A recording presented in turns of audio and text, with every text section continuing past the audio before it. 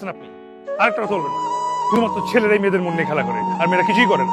দুধে তো তুলসী পাতা, আকাশ থেকে পড়ছে পড়ি এক একজন ফেরেস্তা, মেয়েরা কোনোদিন খারাপ হতেই পারে না। আপনি জানেন একটা ছেলের একটা মেয়ের পিছনে ঘুরতে ঘুরতে তার সোল ক্ষয় হয়ে যায়। একটা মেয়েকে ইমপ্রেস করা কত ডিফিকাল্ট।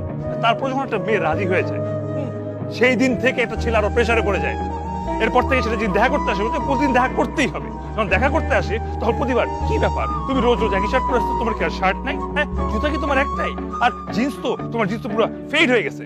তাহলে বেকার ছেলে কাপড় কেনার জন্য এই বয়সে বাবার কাছে হাত পাতবে, সেটা করতে পারে না। কি করতে হবে? একমাত্র উপায় হচ্ছে কি ফ্রেন্ডস সার্কেলের কাছ থেকে ধার করে কাপড় পরা কতটা লজ্জার বিষয় আপনি জানেন? আপনার গার্লফ্রেন্ড ফোন দিয়ে বলবো, আসো তোমাকে আজকে আমি ফুচকা খাওয়াবো। ফুচকা খাওয়ার পর বিল দেওয়ার সময় ঠিকই বয়ফ্রেন্ডের দিকে তাকায় থাকবে। কেন? এটা জানে না ছেলেটা বেকার। এর পরের টপিক সারপ্রাইজ। মেয়েদের তো সারপ্রাইজ অনেক বেশি পছন্দ, কিছু হলেই সারপ্রাইজ। Wow wow. একটা বেকার ছেলে অনেক কষ্ট করে টাকা জমায় মাটির ব্যাংক ভেঙে তখন একটা কেক, একটা বার্থডে গিফট সবকিছু নিয়ে মেয়েটার বাসার নিচে গিয়ে বলে, বাবু হ্যাপি বার্থডে, সারপ্রাইজ। তখন মেয়েটা সারপ্রাইজড হয় না, মেয়েটা একটু খুশি হয় না। মেয়েটা খুশি না হয়ে বলে, আজকে তো আমার বার্থডে না। তাহলে আজকে কি ছিল? আজকে তো আমার সার্টিফিকেটের বার্থডে। তাহলে তুই সার্টিফিকেটের বার্থডে কেন তোর ফেসবুক আর ইনস্টাতে রাখিস? এখানেই শেষ না তো, বুকটারও বেশি ফাটে কখন জানেন? যখন বলে, বেবি ভালো হয়েছে, আমার তো আজকে না বার্থডে, আমার রিয়েল বার্থডে 2 দিন পরে। তখন কিন্তু তোমার ট্রিট দিতে হবে। আমার সব বান্ধবীদের আমি দাওয়াত দিছি। আরে একটা বেকার ছেলে, ও আবার ট্রিট দিবে যখন একটা ছেলে চাকরি পায় না। চাকরির পিছনে পাবে কিভাবে সে ছেলেটা?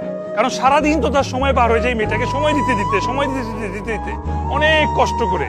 যখন মামা চাচা কারো হাত ধরে একটা চাকরি ইন্টারভিউ ম্যানেজ করে, ঠিক সেদিনই মেয়েটা বলবে, আজকে বাবু আমার খুব মন খারাপ। সারা কি তুমি আমার সঙ্গে একটু ফোনে কথা বলতে পারবা? একটা দায়িত্ববান বয়ফ্রেন্ড হিসেবে সারা রাত ফোনে কথা বলতে বলতে পরের দিন ইন্টারভিউ দেওয়ার সময় উঠতেই পারে না ফোন থেকে, বা ইন্টারভিউ দিলেও কোনোভাবে টেকার উপায় থাকে না। এত কিছু করার পর 3 বছর পর যখন এই মেয়েটা এসে বলে, তুমি তো বেকার, তোমাকে কেন আমার বাবা মেনে নিবে? আমার বাবা একটা লন্ডন এস্টাবলিশড একটা ছেলে চাই। ওরকম একটা ছেলে পেয়ে যখন 1 মিনিটের মধ্যে রিলেশনশিপ শেষ করে চলে যাবে আর শুধু বলবে, সরি আমাকে মাফ করে দিও, তখন কেমন লাগবে?